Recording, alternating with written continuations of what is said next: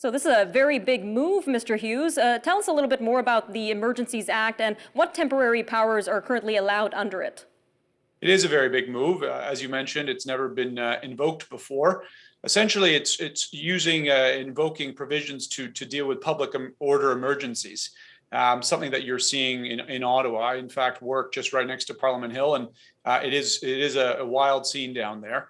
And then obviously what we saw at the border as well. And the government can invoke on a time-limited basis. I think the Prime Minister stressed that, checked by Parliament.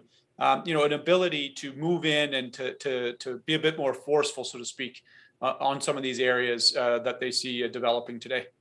And what kind of reasons has the government given to enact the Emergencies Act? Well, I think they feel as though they're at a little bit of a wit's end in terms of dealing with it through the police. The situation in Ottawa is, I would say, close to out of control, downtown core anyways. There is very little oversight by the police. The occupiers seem to be able to move around and do what they please, setting up hot tubs and really making a mockery of our key institutions in our democracy. And the government felt as though it was time to put that to an end and to step in.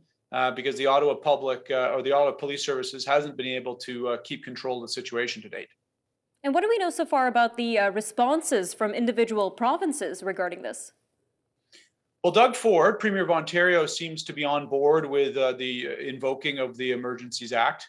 But there seems to be a little bit of a colder reception from Premiers Kenny and Moe from out west. I believe they are asking for those provinces to be excluded.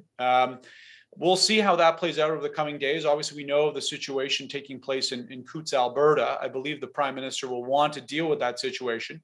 But at least for him, dealing with Ottawa, I would say the sort of central point of all this after the Ambassador Bridge has been cleared, he's got Doug Ford on his side.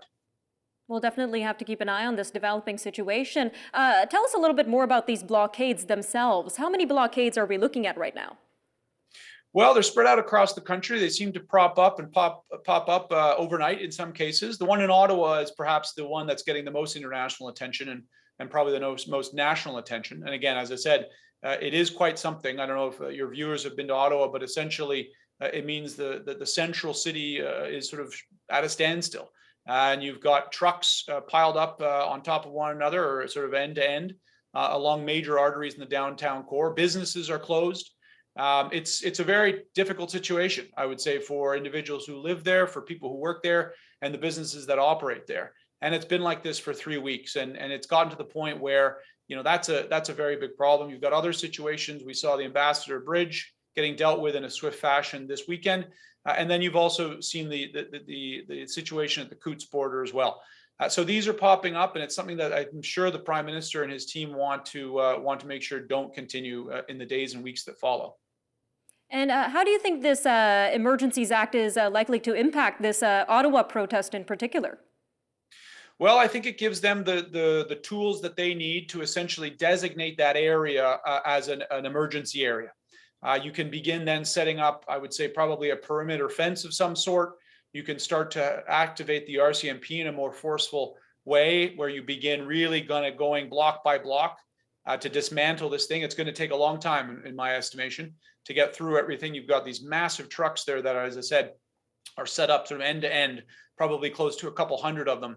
And that's going to take a long time. But I would say this now allows the government to be able to go in there and begin dismantling the occupation. We'll definitely have to keep an eye on this developing story. Mr. Hughes, thank you again for joining us today on Forum Daily. Thank you.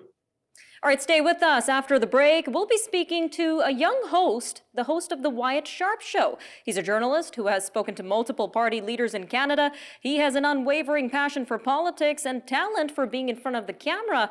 But most impressive of all is the fact that he's only 13 years old. We'll be speaking to him when we return, followed by more news from around the world. So stay with us. We'll be right back on Forum Daily News.